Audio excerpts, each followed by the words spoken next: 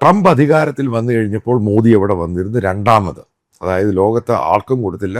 നരേന്ദ്രമോദിക്കാണ് ഈ പറയുന്ന വൈറ്റ് ഹൗസിൽ ട്രംപിനെ കാണാനുള്ള അവസരം കൊടുത്തത്. ആ സമയത്ത് മോദി പറഞ്ഞൊരു ഡിമാൻഡുണ്ട്, അഡാനിക്കെതിരെയുള്ള കേസ് പിൻവലിക്കണം. അത് ട്രംപ് അഡ്മിനിസ്ട്രേഷൻ അൺകണ്ടീഷണലായിട്ട് അത് പിൻവലിക്കാനും തയ്യാറായി.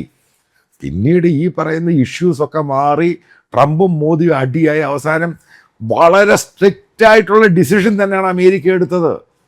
അതായത് $10 ബില്യൺ ഇന്ത്യയിൽ ഇത് ഫോറിൻ കറൻസിക്ക് വേണ്ടി കേഴുകയാണ്.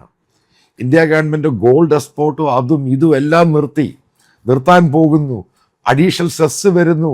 വിദേശയാത്ര വേണ്ട എന്ന് പറയുന്നു. ആ സമയത്താണ് പറയുന്നത് ഇന്ത്യയിലെ 96,000 കോടി രൂപ കൺവേർട്ട് ചെയ്ത് അമേരിക്കയിലെ ഡോളറായിട്ട് അവിടെ കൊടുക്കണം, അവിടെ ജോലി ക്രിയേറ്റ് ചെയ്യണം. അപ്പോൾ ഇന്ത്യയിലെ ജോലി ആര് ക്രിയേറ്റ് ചെയ്യും? അതേപോലെ 225 മില്യൺ അമേരിക്കയിൽ കൊടുക്കണം. ഇതായത് ബന്ധം, ഇന്ത്യയുടെ ഡിപ്ലോമസി, അതായത് മോദി ഗവൺമെൻറ്റിൻ്റെ ഡിപ്ലോമസിയുടെ ഫെയിലിയറാണ് ഇതുണ്ടായത്. അതായത് മോദി ഗവൺമെൻറ് ഇന്നത് വില കൊടുക്കുകയാണ്. എന്താണ് പ്രശ്നമുണ്ടായ അമേരിക്ക ഈ ട്രംപ് എവിടെയല്ല, ഞാനാണ് വിശ്വഗുരു എന്നൊക്കെ പറഞ്ഞ് മീഡിയയിൽ സ്വയമായിട്ട് പുകഴ്ത്തിയപ്പം അതിന് തിരിച്ചടി കൊടുക്കുകയാണ് ട്രംപ്. അതായത് പെനാൽറ്റി അടച്ചേ മതിയാവും. ഇപ്പോഴെന്താ ഈ വാർത്ത വരാനും ഇതുമായി ബന്ധപ്പെട്ട് പെട്ടെന്ന് ഇത് ഫ്ലോട്ട് ചെയ്യാനുണ്ടായ കാരണം എന്താ? അതും കൂടെ നിങ്ങൾ മനസ്സിലാക്കണം. ഇന്ത്യൻ പ്രധാനമന്ത്രി നോർവേയിൽ പോയി.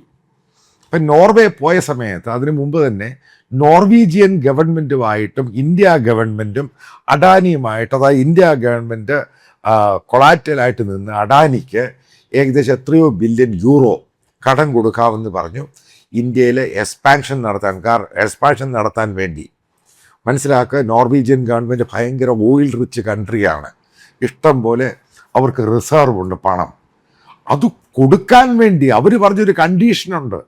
അതായത് അഡാനിക്കെതിരെയുള്ള അമേരിക്കയിലെ കേസ് വിഡ്രോ ചെയ്യണം, സെറ്റിൽ ചെയ്യണം.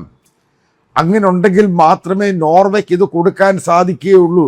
കാരണം അമേരിക്കയുടെ അലയൻസ് പാർട്ട്ണറാണ്. ഇതായിട്ട് കാര്യം. എന്താണ് ഓസ്ട്രേലിയൻ ഗവൺമെൻറ് പറഞ്ഞത്? കാരണം അവരുമായിട്ട് അഡാനിക്ക് ടൈപ്പ് ഉണ്ട്. കാരണം ഏറ്റവും കൂടുതൽ കൽക്കരി കൊണ്ടുവരുന്നു, മറ്റുള്ള അവിടുത്തെ പോർട്ടുകൾ ഓപ്പറേറ്റ് ചെയ്യാൻ പോകുന്നു. അവരും അഡാനിയോട് പറഞ്ഞു അമേരിക്കയിലുള്ള കേസ് നിർത്തിക്കോണം. ആ കേസ് കഴിഞ്ഞിട്ട് വന്ന് ഇവിടെ സെറ്റിൽ ചെയ്താൽ മതി, ഇവിടെ ബാക്കിയുള്ള പരിപാടികൾ തുടങ്ങിയാൽ മതി, ഫോറിൻ ഇൻവെസ്റ്റ്മെൻറ്റ് ചെയ്താൽ മതി. മിഡിൽ ഈസ്റ്റേൺ രാജ്യങ്ങളിലും അഡാനിയോട് പറഞ്ഞു ഈ കേസ് തീർക്കാൻ പറഞ്ഞു. അവസാനം ഒരു നിവർത്തിയില്ല. ഇതുകൊണ്ട് തന്നെയാണ് ഞാൻ പറഞ്ഞത് അമേരിക്ക എന്ന് പറഞ്ഞ സൂപ്പർ ഫോഴ്സാണ്.